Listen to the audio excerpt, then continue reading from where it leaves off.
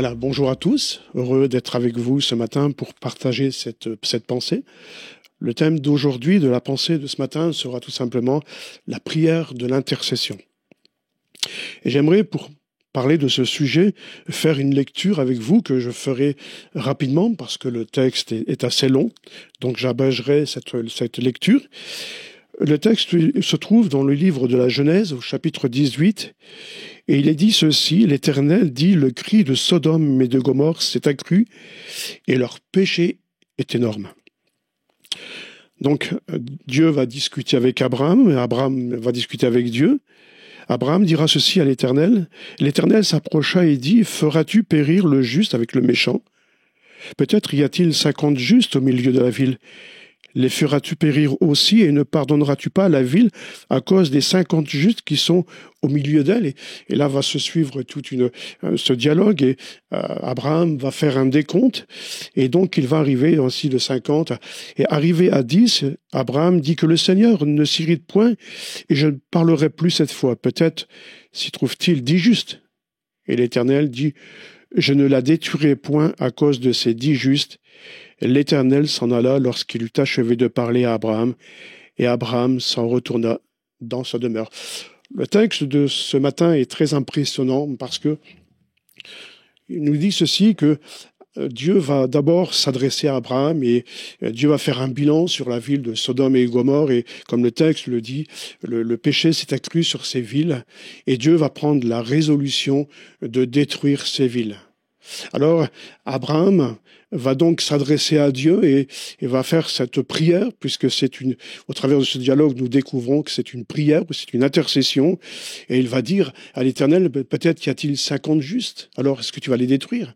Peut-être y a-t-il 40 justes, 30, 20 ou 10, et à chaque fois, le Seigneur dira, il n'y a pas ces 10 justes même dans la ville. Et c'est vrai que quand on lit le texte, on découvre que Abraham a une pensée dans la tête, c'est qu'il y a dans cette ville de Sodome et Gomorrhe son neveu Lot.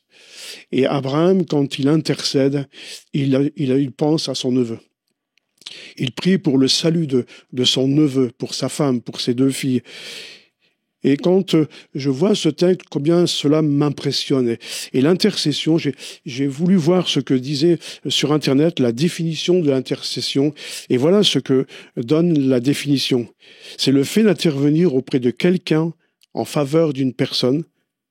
La deuxième désignation, c'est le fait de se porter garant du paiement de la dette d'une personne.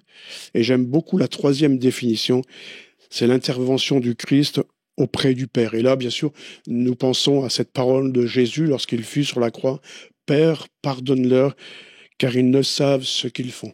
Dans le texte que nous avons lu, nous rendons compte qu'Abraham est vraiment un intercesseur. Il pense à son neveu, et c'est vrai que Lot a choisi de partir dans cette ville, et c'est sa propre résolution.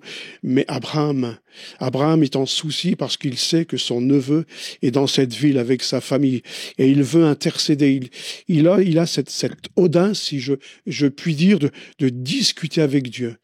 Si vous lisez le texte chez vous, et ce que je vous invite à le faire, vous verrez que Abraham aura cette délicatesse de dire à l'Éternel, pardonne-moi, en quelque sorte, pardonne-moi, ou permets-moi tout simplement de continuer. Et il fera ce décompte, 40 justes, peut-être 30 justes, et il insistera, et quand il arrivera à 10 justes, et là j'ai été interpellé, c'est qu'il est dit ceci dans le texte que nous avons lu, qu'au bout de ces 10 justes, il est dit que l'Éternel s'en alla. Et Abraham, lui, retourna chez lui. Peut-être que dans l'esprit d'Abraham, il s'est dit, voilà, ça, c'est plus la peine de discuter. Le sort est jeté. Maintenant, Lot va périr. Et en lisant le texte, on nous rendons compte que si Dieu ne dit rien à Abraham concernant sa décision, ce qui m'impressionne, c'est que, en suivant le texte, nous nous rendons compte que Dieu a changé sa vision, son plan, son projet. Tout simplement parce que Sodome et Gomorrhe seront détruits comme Dieu l'avait annoncé, mais Dieu va épargner Lot, ainsi que sa famille. Vous pourrez lire le texte chez vous. Ce qui me permet de voir que l'intercesseur, que celui qui intercède, c'est quelqu'un qui aime quelqu'un qui est attaché, quelqu'un d'audacieux aussi, parce que c'est vrai que pour s'adresser à Dieu, il faut avoir toute cette audace, et surtout pour Abraham. Comment oser interpeller ou j'allais dire tout simplement comment prendre cette audace de dire Dieu, surtout ne change pas ton plan ou modifie ton plan parce que mon neveu est là-bas, il ose, il aime. Et Dieu aime les audacieux, Dieu aime ceux qui ont du courage. Et je pense à cette parabole de cet homme qui, en pleine nuit, va déranger son ami pour avoir du pain et il va tellement être insistant que son ami va céder.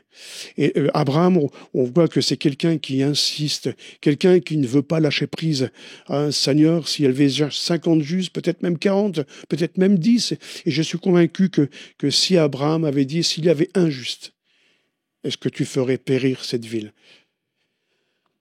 Le résultat, Dieu dira qu'il n'y a même pas 10 justes. Et nous pouvons considérer que Lot était dans cette situation.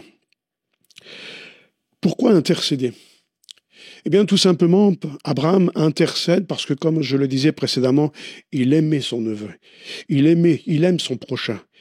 Dans le cœur de celui qui intercède, et notamment quand je regarde Abraham, je vois tout simplement qu'Abraham n'est pas là pour juger.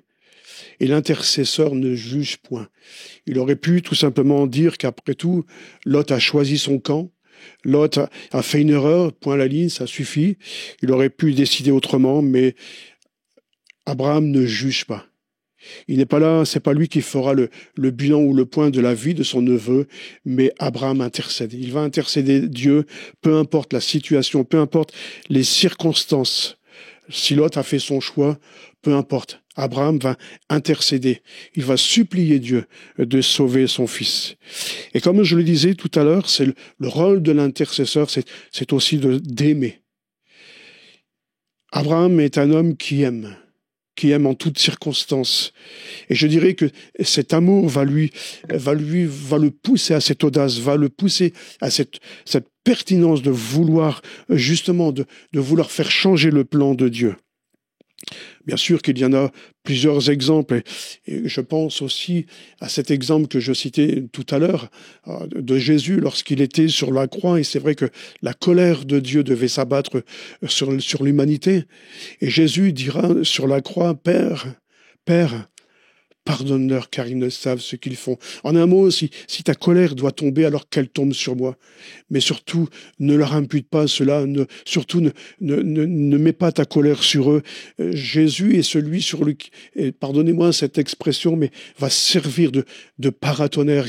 L'intercesseur, c'est celui qui ose se mettre entre Dieu et l'humanité, celui qui ose se mettre entre Dieu et l'homme. Il va essayer de justifier son neveu et sa prière sera à peu près comme celle de Jésus sur la croix. C'est pas de sa faute. Il ne connaissait pas, il ne savait pas. Ne lui impute pas cela. Fais-lui grâce. Quel amour considérable. Et cela, bien sûr, nous invite à intercéder. Et c'est vrai que quand on regarde la parole de Dieu, Jésus nous a dit qu'un jour, il reviendrait. Et dans le texte que nous avons lu, Dieu annonce la destruction de Sodome. Jésus annonce son retour. Et je dirais tout simplement ceci, je suis convaincu que s'il n'y avait pas d'intercesseur, le Seigneur Jésus serait revenu plus tôt. Je ne sais pas quelle est votre décision pour cette année. Peut-être que vous vous dites, je n'avais jamais fait attention à cette intercession, cette utilité à ce service, puisque c'est un service aussi que Dieu demande. Il est dit dans la parole de Dieu que Dieu cherche des intercesseurs. Et peut-être que quelqu'un se dit, je n'ai pas mesuré l'importance. Prenez conscience que l'intercession est vraiment important. Peut-être que le fait que l'intercession, celui qui intercède, c'est celui qui va intercéder. Il y a de nombreux sujets. On peut prier, intercéder pour le salut des âmes, pour la guérison d'une personne. Il y a des tas de sujets. Et croyez-moi, je me suis posé la question en méditant ce texte. Lot, savait-il si Abraham intercédait pour lui? Et peu importe la situation. Moi, ce que je vois, c'est que l'intercesseur est quelqu'un de discret. C'est quelqu'un qui ne cherche pas la gloire, mais c'est quelqu'un qui a vraiment un cœur, qui aime son prochain, qui veut vraiment que le salut soit accordé à toute humanité. Quelqu'un qui aime que Dieu agisse encore aujourd'hui. Et peut-être qu'avant le prochain retour de Jésus qui est très proche, son désir, c'est de voir que un grand nombre soit encore sauvé. J'aimerais terminer avec cette pensée et dire ceci. Vous savez que nous sommes dans le mois des résolutions. Et peut-être que quelqu'un se dit, voilà, pensant à ce texte, quand Dieu dira « je cherche des intercesseurs », je dirais tout simplement que des intercesseurs, nous n'en avons pas assez. Que je parle sur le plan national, sur le plan de l'Église dans toute sa globalité. Et merci au Seigneur de ce qu'il peut permettre qu'aujourd'hui, que Dieu cherche et qu'il trouve encore des intercesseurs. Et le désir de mon cœur, c'est que, en écoutant ce message ce matin, que certains puissent se dire, voilà, moi aussi je veux me lever. Moi aussi je veux être un intercesseur. Moi aussi je veux avoir compassion de mon prochain, peut-être des membres de ma famille, qui ne connaissent pas encore la grâce de Dieu, le salut. Que chacun puisse se dire, voilà, Seigneur, cette année, je prends la résolution de me tenir devant toi et d'intercéder en faveur de mon prochain, en faveur des membres de ma famille, de mes collègues de travail, de mon Église même. Prenez cette résolution et que le Seigneur vous bénisse. Amen.